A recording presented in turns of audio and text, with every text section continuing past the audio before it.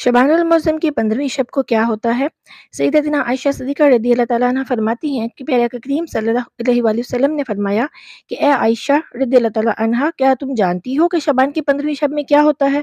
सैयदतिना फरमाती हैं कि या रसूलल्लाह सल्लल्लाहु अलैहि वसल्लम, आप फरमा दीजिए। इरशाद हुआ, आइंदा साल में जितने भी पैदा होने वाले होते हैं वो सब इस शब में लिख दिए जाते हैं, और जितने लोग आइंदा साल में मरने वाले होते हैं वो भी इस रात में लिख दिए जाते हैं, और इस रात में लोगों का मुकर्ररा रिज़्क उतारा जाता है।